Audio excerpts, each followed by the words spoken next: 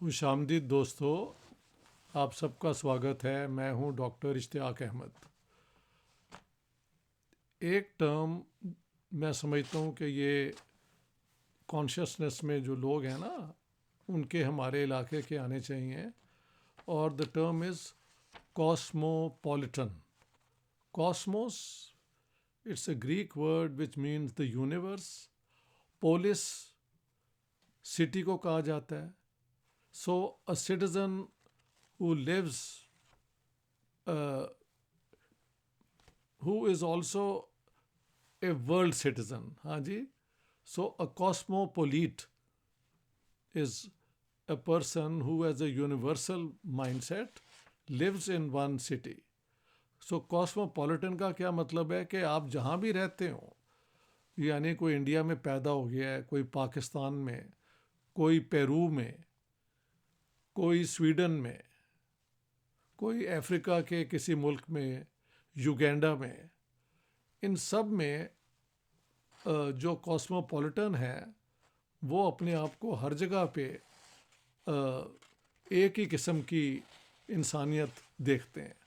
یعنی جو اس کے برعکس لوگ مذہب کی بنیاد پہ، سو کالڈ نسل کی بنیاد پہ، زبانوں کی تفریق کی وجہ سے، ہاں جی، اور اس طرح کی بے تحاشا اور جو ہیں کلچرل ڈیٹیلز، ان کی بنیاد پہ لوگوں کی گروپ بندی کر دیتے ہیں۔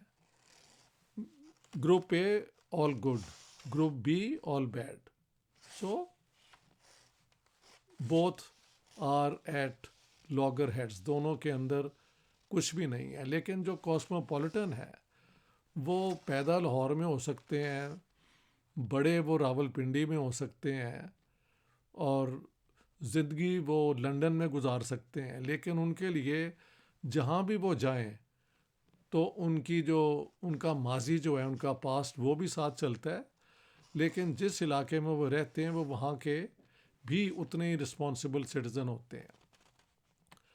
اور میرے خیال سے کاسموپولیٹنزم ایک جو ہے اخلاقی طور پہ، مورلی ایک سپیریئر پوزیشن ہے، بجائے کہ آپ ایک نیشنلسٹ، جنگوئسٹک، شوونسٹک قسم کی پوزیشن رکھیں، جن کی بنیاد پہ یہ دنیا میں جھگڑے ہوتے ہیں، ہاں جی، اور ایک دوسرے کے خلاف نفرتوں کی کہانیاں بنائی جاتی ہیں، کچھ سچی زیادہ جھوٹی۔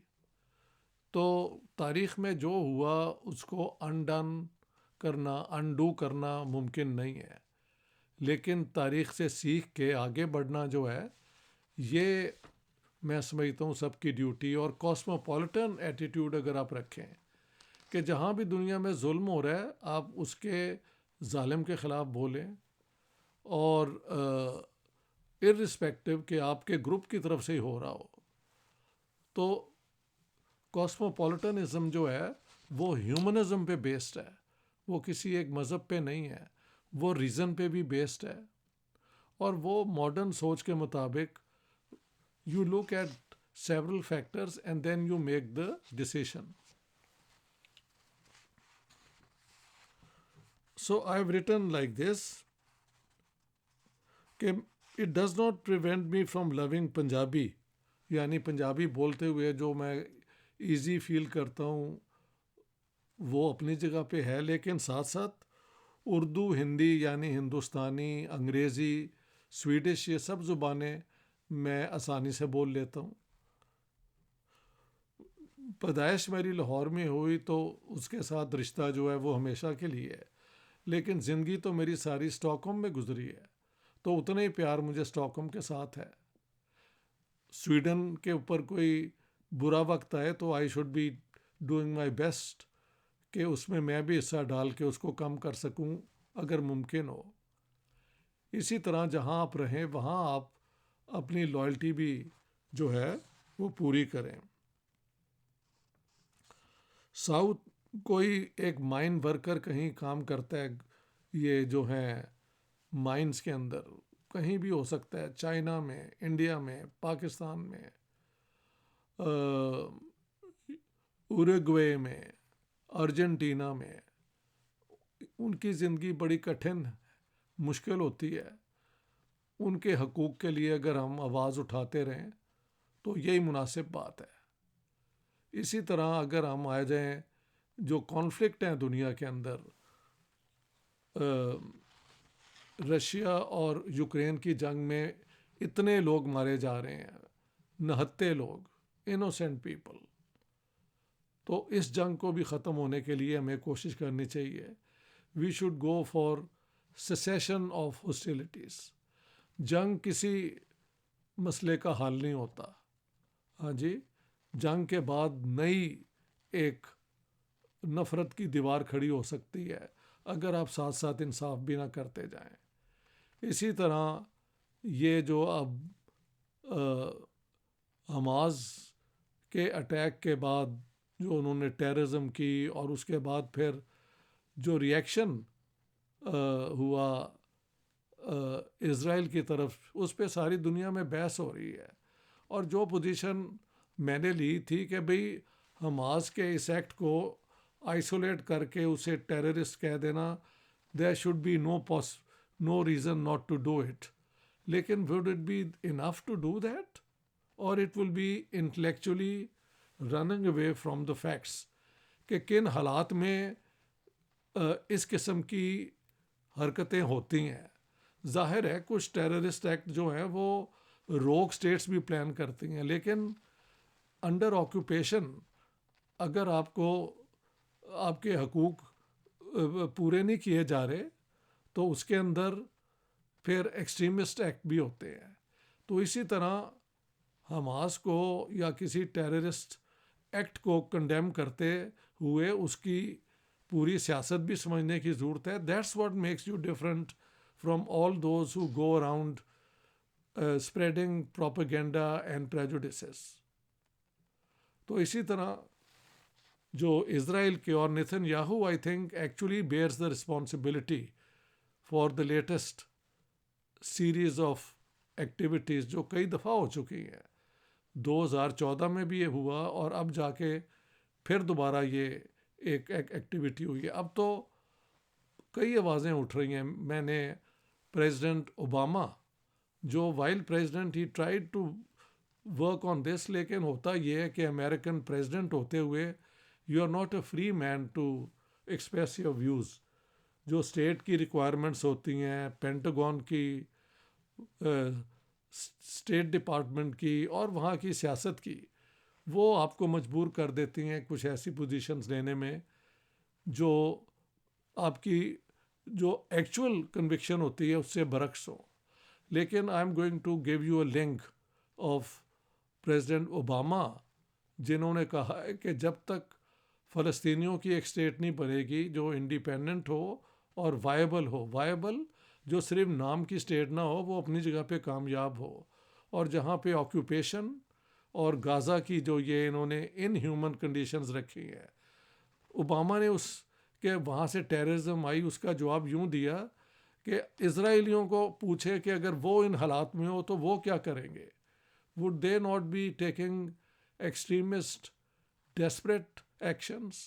So میرے خیال سے یہ ڈیبیٹ جو ہے یہ ایک کیا کہتے ہیں ایک لو لیول کی جو بات ہوتی ہے وہاں پہ نہیں رکے گی.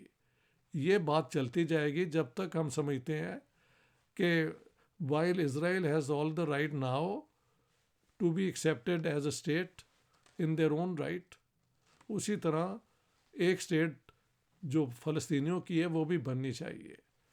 ہم سمجھتے ہیں کہ اسی طرح میرا اپنا خیال ہے کہ کشمیر کے اوپر جو انڈیا پاکستان کے جھگڑے ہو گئے ہیں، 4 جنگیں ہو گئی ہیں، فار اے کاسموپولیٹن اندر war over Kashmir will be suicidal.